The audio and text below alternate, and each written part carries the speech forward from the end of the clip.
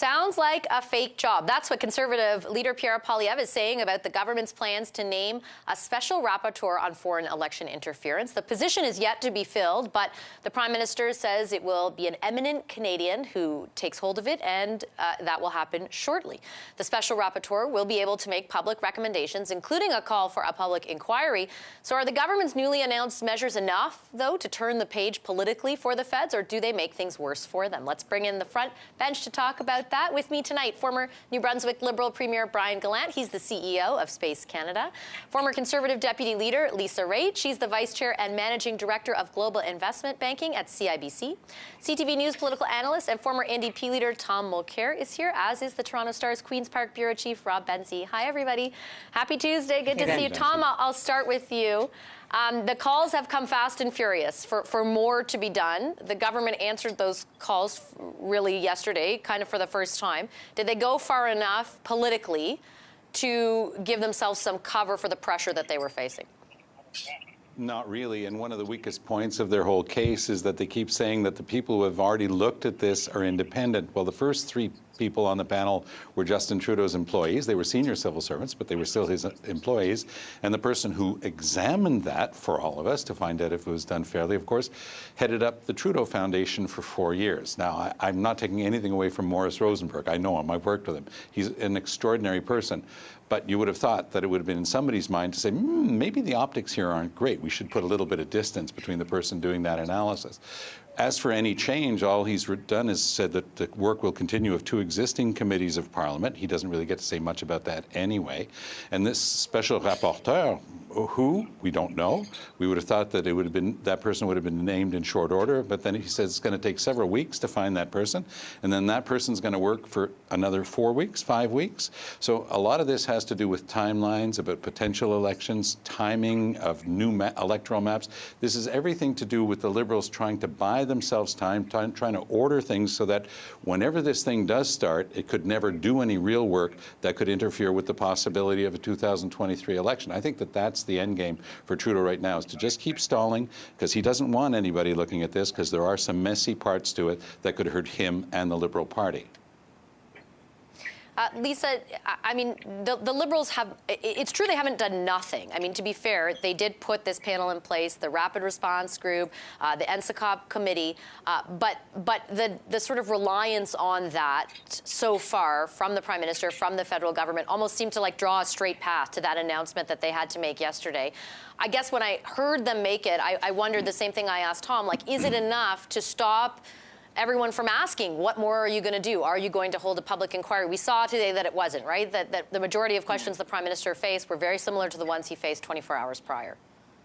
I mean, you just said it yourself, Vassy, that all of this drew to the announcement that he had to make. And he had to make that announcement because the people of Canada are not with him on this.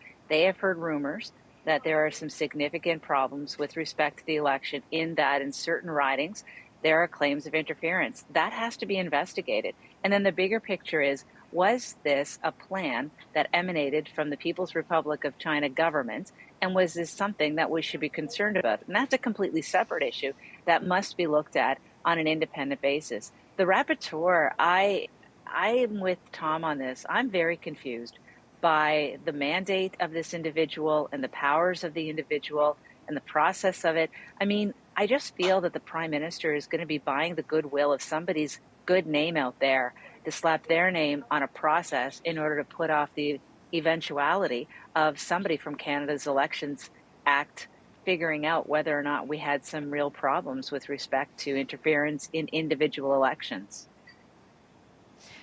Brian, I get the point that sort of preceded this announcement, which is that there is a debate, a live debate about the effectiveness, the potential effectiveness of an inquiry, because you don't know how much stuff would be able to be publicly disclosed. So people would have to be sworn to secrecy. Is there a way to navigate it? Like, I understand that conversation, and maybe that's what the government is trying to address with this appointment. But at the same time, from a political perspective, I can also see how it looks like you're just pushing stuff down the road.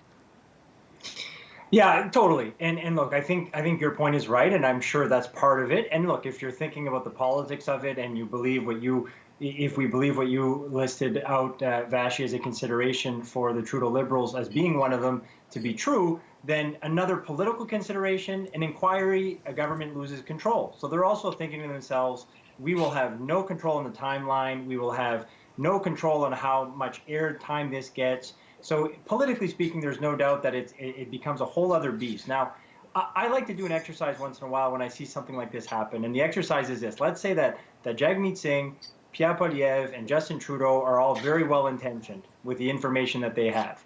Well, Trudeau, at the end of the day, I think we could all agree, would have the most information about this issue.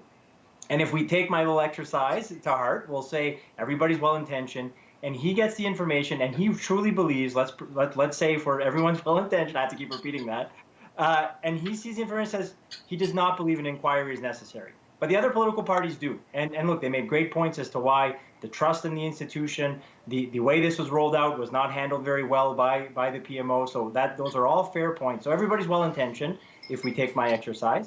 And I think when you think about the rapporteur, I have a tough time saying that as rapporteur, as Tom said, in my mind. So if you take the idea that everybody's well-intentioned, that is really I think, a fair compromise. It's saying we're going to get a special rapporteur to be independent, and they will decide once they see all the information if an inquiry is necessary. Can we all agree on that? If you don't trust me after, speaking as if I were Justin Trudeau, if you don't trust Justin Trudeau when it comes to seeing all the information and telling me that he does not think, with all the confidential information and briefings, that an inquiry is necessary, how about we get an independent third person, this special rapporteur, which is something the UN does all the time on important things like migrant rights, indigenous people's rights, human rights. This is a real position, although Pierre Poilievre did a pretty effective job of kind of mocking the position.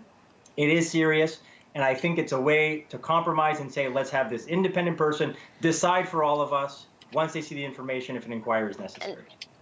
And maybe, Rob, that would have worked in that fashion if it hadn't taken 2.5 weeks to make that announcement. And maybe also if there had been, a lot of added details. Instead of just, hey, this thing's happening, here's the person, here's why we think they're the right person, here's, the mandate that they're going to have. Like, all of those details were absent yesterday.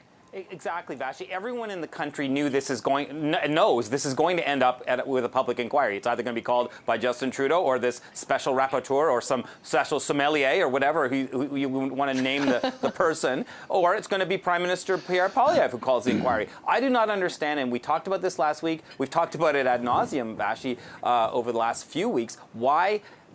Everyone knows where this is headed. Why didn't Trudeau want to get in front of it? I don't understand. I thought his last 3 public appearances, today, yesterday, and then last Friday in Winnipeg, he has looked rattled, rankled, and kind of spooked by something that I actually personally don't think is necessarily a kill shot for his government. This Chinese interference accusation goes way back. It affects Queen's Park, the government that I cover, and it's been talked about by some obsessive CSIS folks for a long, long time who see a Chinese spy in every political office, it seems. And it's probably not going to turn out to be as bad as the government kind of is making it look like it's going to turn out to be with their obfuscating and their delaying. This is the thing that's so stupid. This has been one of those bungled crisis communications that I've ever seen.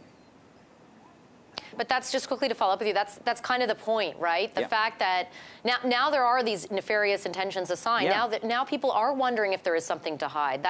And that's kind of concerning when you're talking about the integrity of our electoral system. Exactly. The cover-up is Yeah. worse than the crime.